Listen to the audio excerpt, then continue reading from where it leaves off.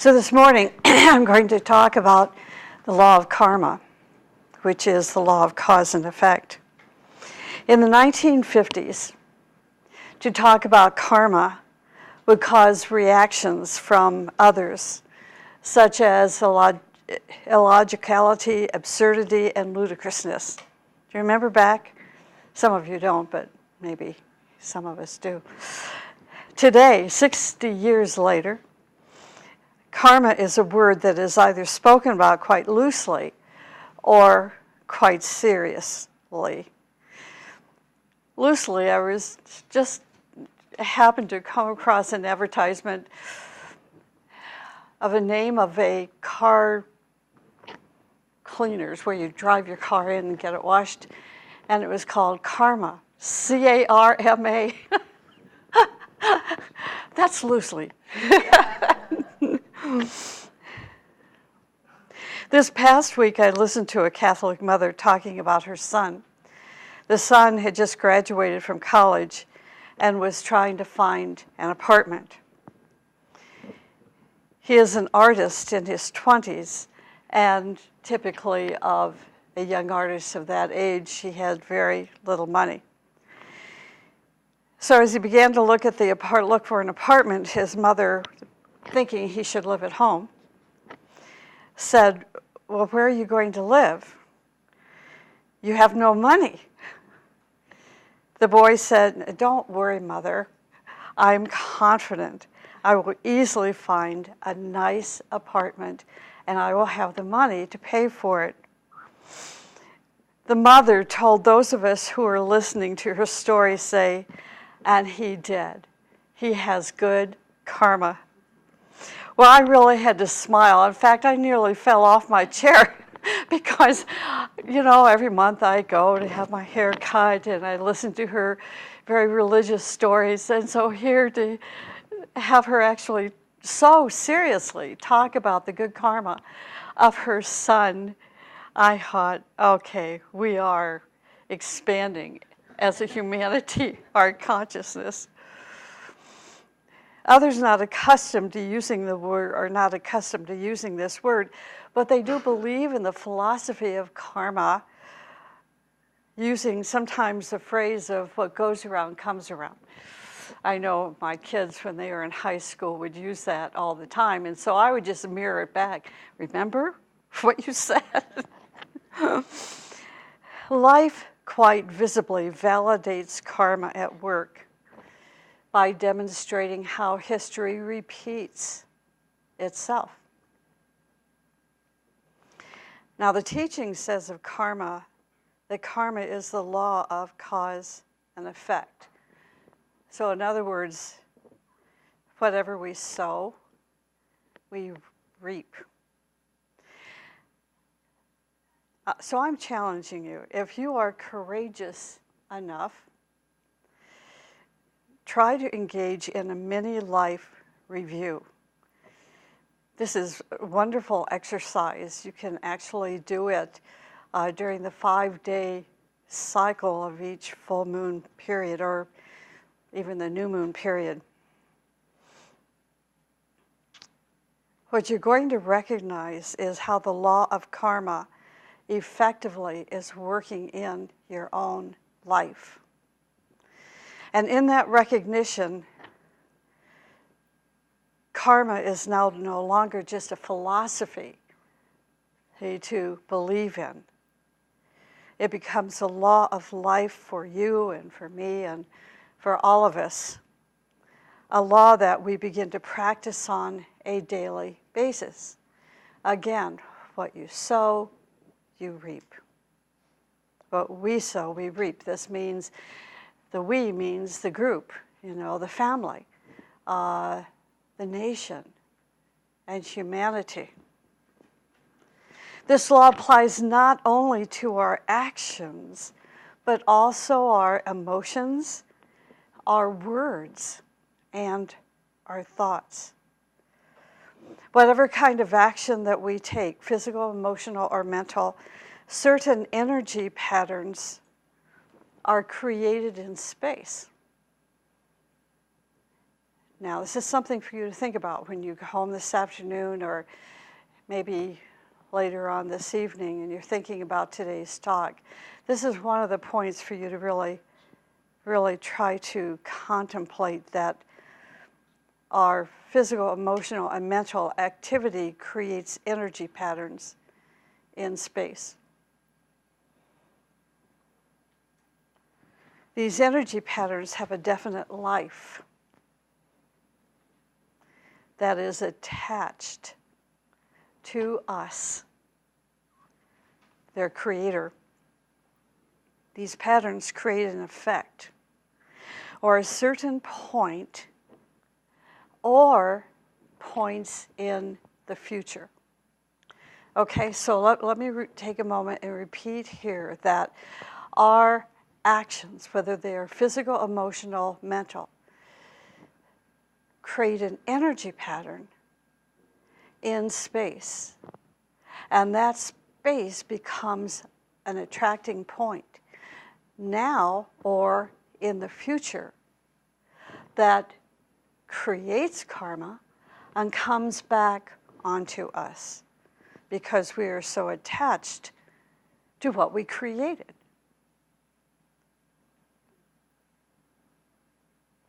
At some point, we are going to experience what we have created. The effect may be subtle, or it may be shocking. But it is important to realize that we are the creators of the world around us. On my way over here, I was thinking how, because I'm adopted, and you have to be adopted to really think about this. You have no medical history to give to the doctor. And for me, and so forth. In many years, I thought I'm just kind of, floating out there in space by myself, even though I had, a beautiful family to grow up in. And then I began to realize how people, when they crossed my path, that these were people that had some kind of a relationship with me. When I was young, too young to remember, there was a little boy that we played together, and he would put me in his wagon and cart me around. When I was in college at the University of Iowa in the Tried-Out sorority, we had fraternity boys that would wait on us, serve dinner and lunch and never breakfast, thank God. And this was a way that they made extra money. And one day this boy asked me out and to a concert, and I said, absolutely. And so I told Mom and Dad about this boy, and they said, my gosh, this is the same boy that when you were little pulled you around in the wagon. And I have had so many experiences like that that were so ironic. It's like, people come together, they have their own pathways, and then those pathways cross. The crossing of those pathways is karma, karmic relationships that somehow are part of that creative point in space. So, whether you're adopted or you have a bloodline that goes on forever, those karmic pathways do cross. And when they cross, this is an affirmation of how life, all life, is intertwined. And that's karma. This is why we are our brother's keeper. What our co-worker, our family member, our national or international leader does and says also affects all of us. I think sometimes our teenage children don't know that because maybe we haven't taught it to them. But they learn after the fact how their action has created a reaction in their family life, right? Well, now if we expand upon that and think about great leaders, how great leaders affect all of humanity. On my way over here today, I was listening to CNN, driving over here listening to CNN, and I just happened to catch a talk by President Obama, who is speaking at the Cape Town University. Incredible talk, just incredible, and here he is in Africa. And the one thing that I walked away with, because I was so excited because of other connecting points with Africa, is that he said you can measure the value of a country by how that country takes care of and values their women. And of course, the audience just broke out into a great applause. And I had, absolutely, there is karma. Okay? Think of the Dalai Lama. Even if we are not Buddhist, or even if you are not a Buddhist, look at how the Dalai Lama's life, his action, his service, his sacrificial service, acting as a point of sacrificial fire, has affected the whole of the world. When he comes to the United States, non-Buddhists attend his conferences in masses of people. When I was in D.C. a couple of years ago, he was there. 15,000 people, and there was standing room only.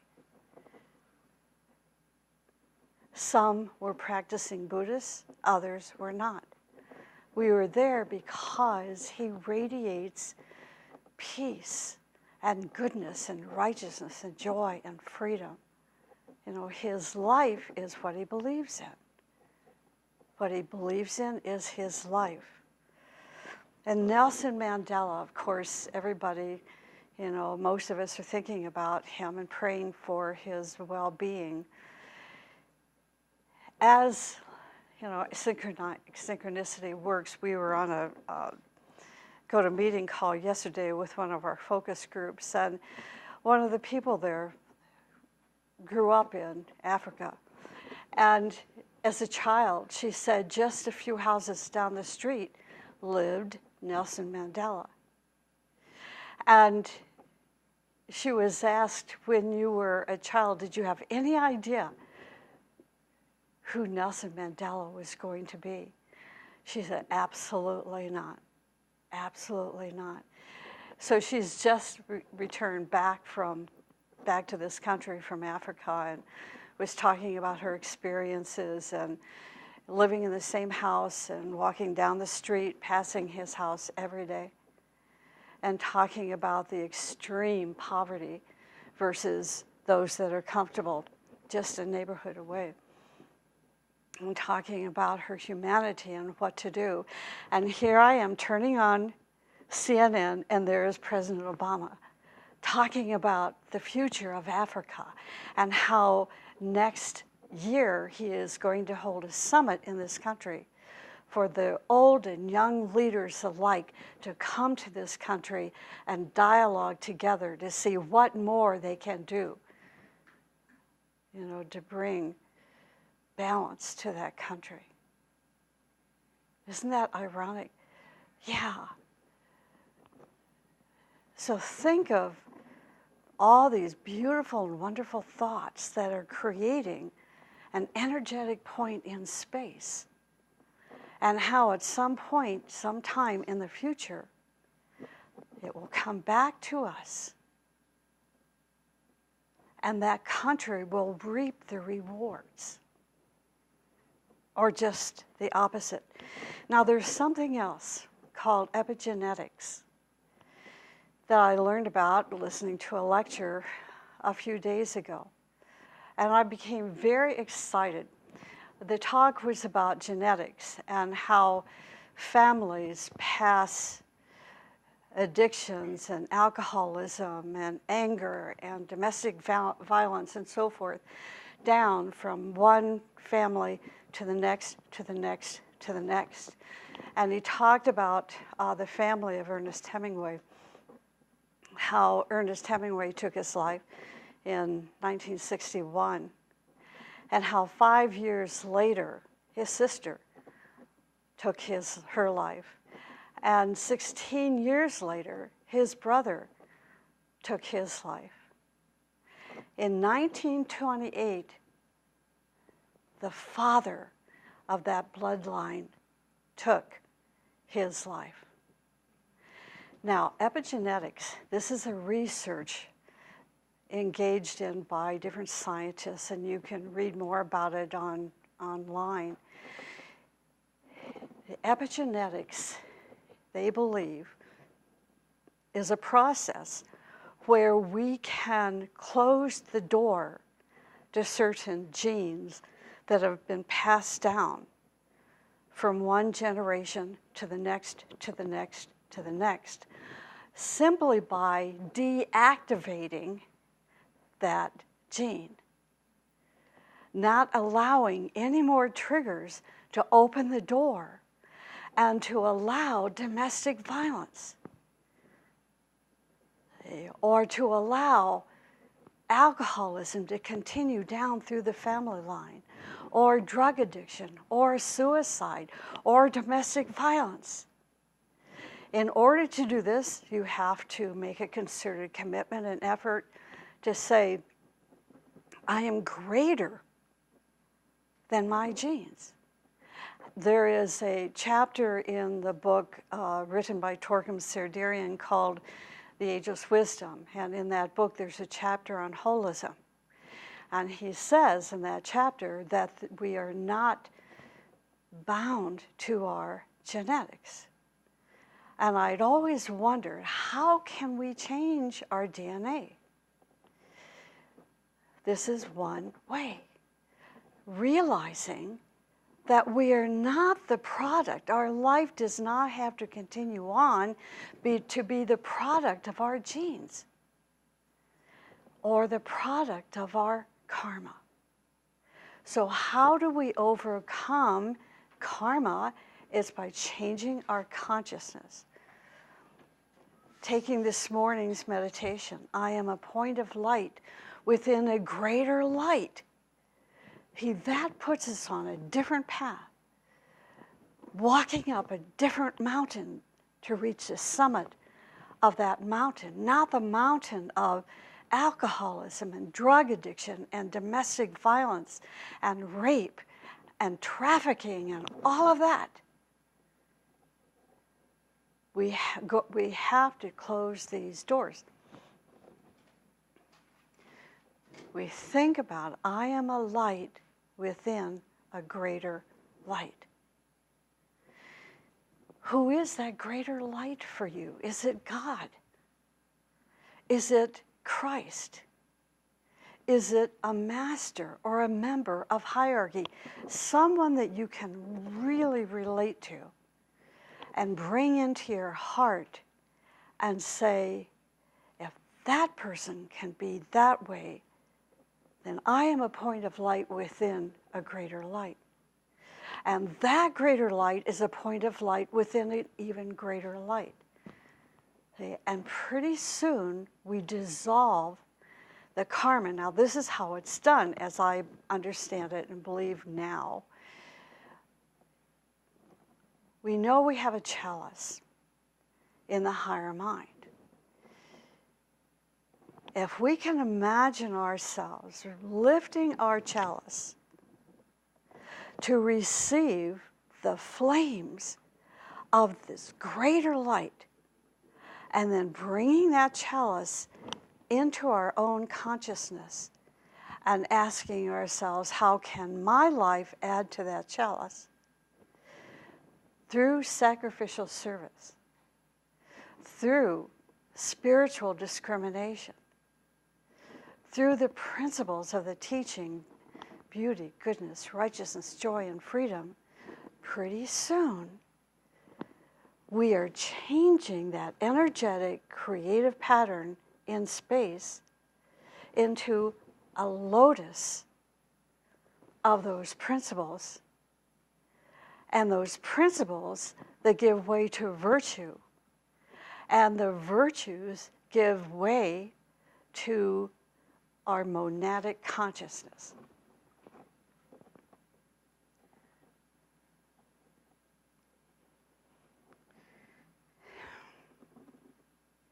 So epigenetics is a way to rise above our DNA.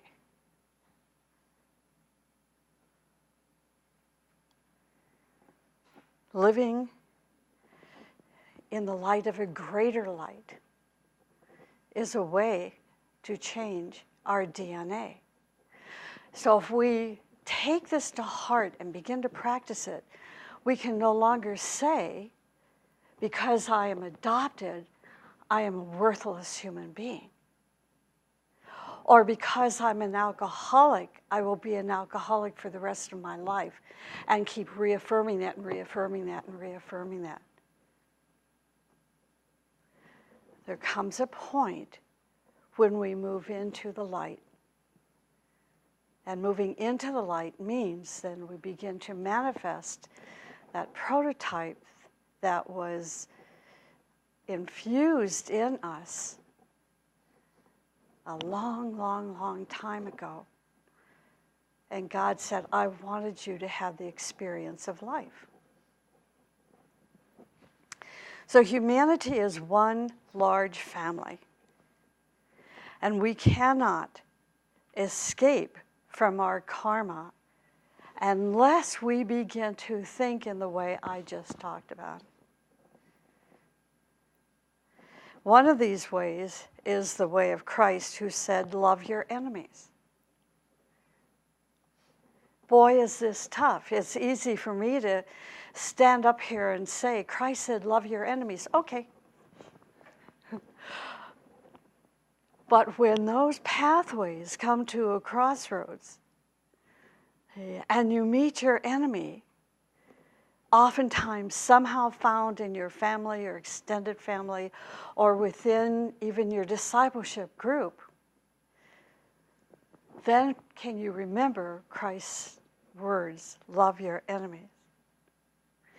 Christ understood the depth of the law of cause and effect and wanted humanity to liberate itself. He knew that the only escape was through love. Buddha said, upon attaining enlightenment, I am awake. At that point, he became conscious of all his actions and would create no negative karmic debt. He became total love, total beauty, and total harmlessness. He was tested year after year by his cousin, David Dada,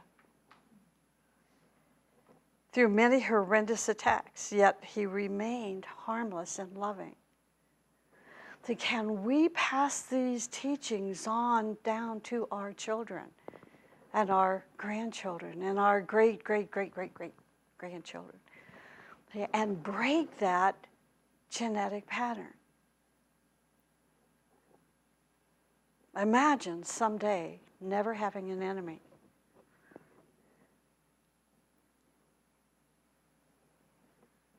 Look at the jails today, filled with husbands and wives charged with domestic violence. This is not even human consciousness, but animal consciousness.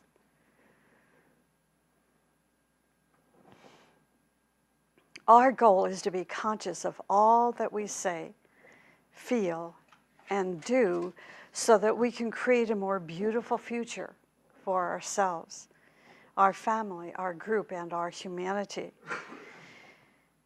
But it is a very difficult challenge because we are not yet fully awake. And you may take issue with that. It doesn't, you're not talking about me. I'm fully awake. Well, wait until that enemy and you meet.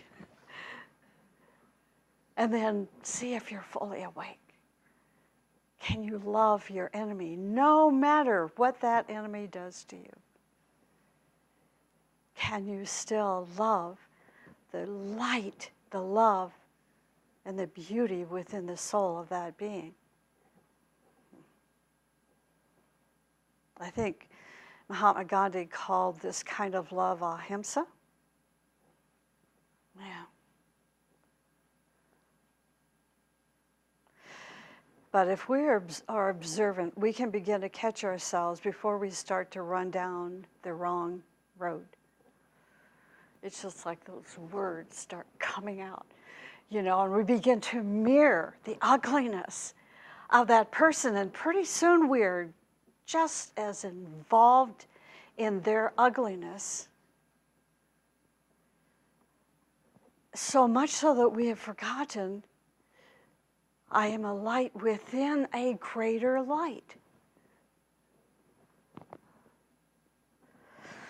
Karma in Sanskrit means action. In essence, it is saying that there is only the law of cause and effect. If we analyze this concept carefully, we can see that all of life is a continuous series of causes. That life surrounds us with people and events, just like what I've been talking about. It is, in essence, a very complex energy pattern of causes. I was thinking, to show you the complexity of this, I was thinking about when I became pregnant with my first son, and my husband and I had no idea who to go to, what doctor to go to. So we opened up the yellow pages of the local telephone directory, which is a very big directory, and we went down the yellow pages of physicians, and I said, okay, this is the one. So we went into the city and saw this doctor, and I found him to be the most incredible human being, loving and caring and kind, and he took such good care of me throughout my whole pregnancy. And then later, Mom told me she used to date this man. And this man was responsible for connecting me as that little baby to be adopted by them. Yeah. So when someone crosses your path, whether it is a loving person or one who still has an animal consciousness, stop and think. This is karma. Good or bad. How am I to take advantage of this moment? The goal is to always interact with love and wisdom and beauty and compassion, no matter what. We want to cause only the highest, so that only the highest will surround us. Right? Now, the law of karma is also the law of absolute justice and righteousness. Meaning, again, whatever we sow, we will reap. Now, this is something to think about, that this action can have a triple charge. Physical charge, emotional charge, mental charge, individually or all three together. Sometimes it is 1 or 2 levels of a charge. Sometimes the voltage is of a higher frequency and sometimes lower. Whatever the situation is, the law does not change. We receive what we give. This is also another point to consider, which I've hinted at earlier, that the law of karma transcends the limitations of time. For example, the physical reaction may take place 2,000 years later. The emotional nature may come a few hundred years later, and the mental 15 years later or now. It may happen that all three of our reactions come to our personality in one package. The law is that we cannot escape the consequences of our actions. So again, this is not a contradiction of epigenetics. What is our action going to be? If an action is a good action, it brings those reactions that open our way toward greater joy, greater beauty, greater goodness, greater harmony, greater mastery, and greater knowledge. Now, if an action is a bad action, it brings greater difficulties and problems on our life's path so that eventually we learn to take the right action. Imagine if you were, as a parent, imagine if you had taught your children, and maybe you did, the law of karma. Just imagine. How do we know what is considered a right action? A right action is harmonious with God. That's a right action with the greater life, the universal life. Just like the right action of a cell in our body is an action that contributes to the survival of your body for a given period of time.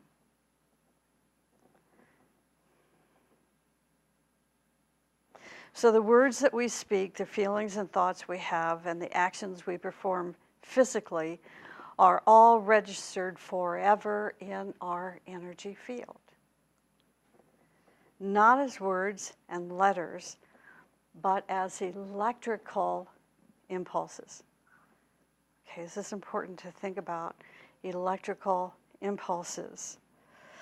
These impulses may travel quickly or slowly.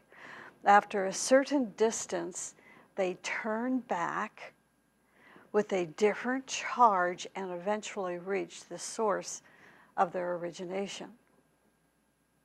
The originating source may be on a higher or lower level, which makes, of course, the difference in the process of response. These reactions are always conditioned in accordance with the updated responses of the originating source, which may increase the impact, modify it, or absorb it easily. Okay, this is very esoteric and very scientific. Really, really think about this. If your consciousness has expanded, if your consciousness has evolved since 2,000 years ago of taking that physical action,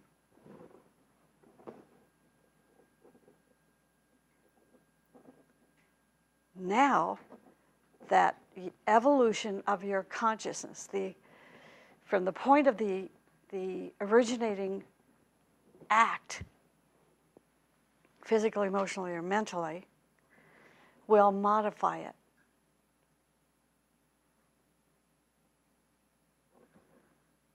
Or absorb it. It is difficult but not impossible to change our present karma. So it requires that we use the fire of spirit and put our psychic energy, our willpower, from the spiritual triad into action. Psychic energy is a combination of fire and love and light. It is a symbol of the sword of willpower.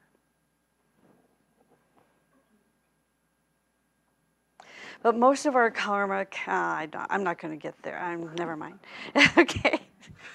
I'm sorry. I want to end on a really high note here. Okay.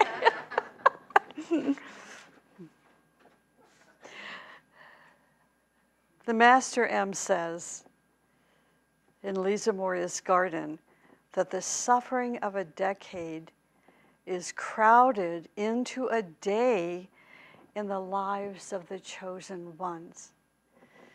Now, I thought a lot about this. I'm going to repeat it and then tell you about my thoughts. The suffering of a decade is crowded into a day in the lives of the chosen ones.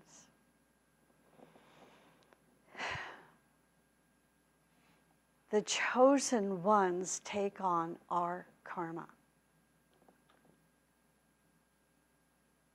This is why the great ones suffer. See where this is taking us? When we see, for example, a great one that seems to be acting like a human, and we're so shocked. Think about what Master M is saying. The suffering of a decade is crowded into a day in the life or lives of the chosen ones. They are a point of sacrificial fire. Back in the Piscean age, we were told that a guru would take on our pain and our suffering. We read, and I've been told about the life of Helena Rourke, how when her students were so ill, she would take on their illness. See, but now I think, this is my belief, is that now that we're in the new era is saying, let not these great ones have to suffer for our ignorance and our karma. Let's release them to help the evolution of the planet while we overcome our own karma on our own volition and take responsibility and begin to break these DNA patterns.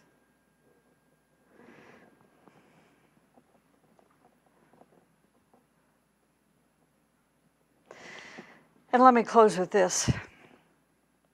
A person who understands the law of karma cannot complain about others because everything that happens is a reflection of what he is. The greatest lesson that we can learn from the law of karma is to work hard and to make our life a field of service for humanity, because only through labor and striving and service can we transcend our limitations and surpass ourselves.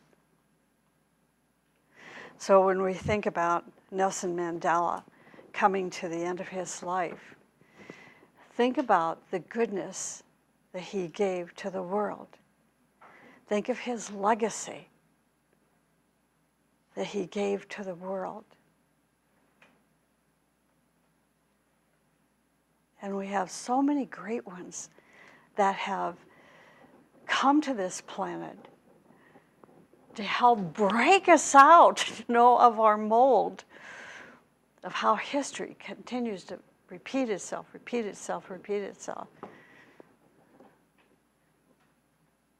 He spent 27 years in jail. Imagine that. And still look at who he has become and what he has given. Okay, I'm done.